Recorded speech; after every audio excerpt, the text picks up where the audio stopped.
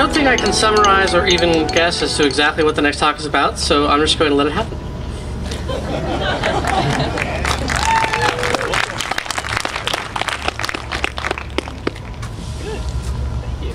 All right.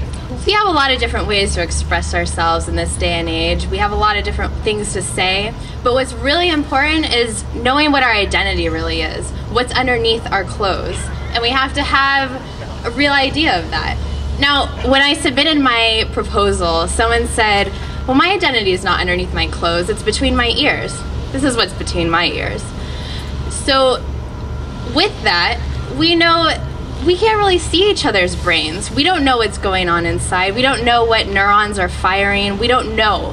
What we are good at knowing and understanding is our interactions with people. We're good at seeing what people look like. We're good at seeing what people say.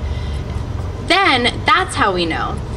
But my question is, are we a collection of brain scans? Are we a collection of test scores we had once? Are we a collection of, you know, that really bad test score that you're kind of embarrassed to have, but I put up anyway? No, we're not really that. And now that we have social media and the internet, we have so many different ways to express ourselves. We have so many different ways to tell each other, I had too many drinks last night.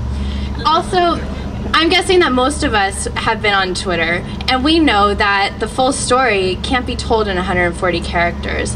We dribble around little check-ins, Facebook pictures, we tell each other funny stories, but that isn't everything. But nevertheless, Twitter has a lot of different information. We have so many different ways to find out about the news. We have ways to find out about events that we're here tonight. So this creates a sort of newspaper. It creates a sort of message to give. And it provides us a way to connect with our friends, and it provides us a way to connect with people we never may have met before. We use the internet. And honestly, where would we be without our smartphones, really? We wouldn't be one of the 400 million Facebook users. We wouldn't have contributed to the 20 billion random thoughts that we really felt we had to share with everyone. I mean, really. After all of that, the question we have to ask is, are we sending out quality information? Are we really giving the information that we want people to see? And I wonder, am I really an activist? Is that who I want people to think I am? Well, in the movie Must Love Dogs, this woman kind of explores this as well. She joins different dating sites and she photoshops her face into different profiles. The internet is a perfect cloak to what our identity truly is.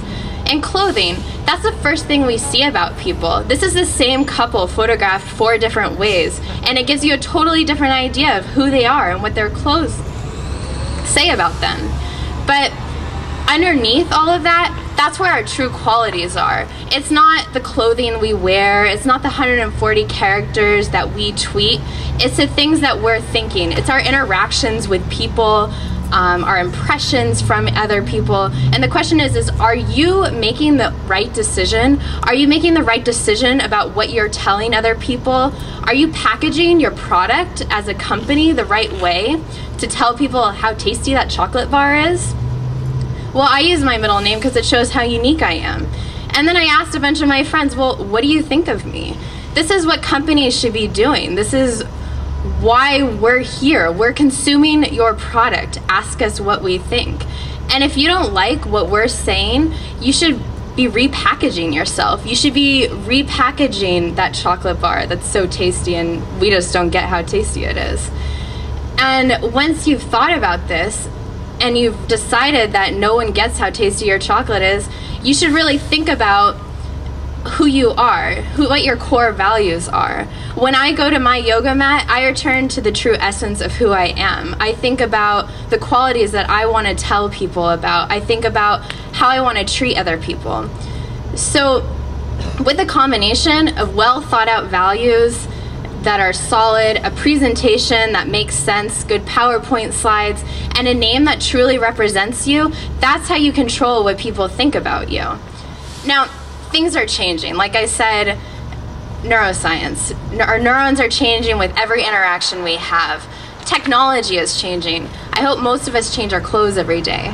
But what stays the same is our fundamental values. Now, my name is Sarah. I don't really wear glasses, and I'm sorry I didn't take my clothes off. Thanks.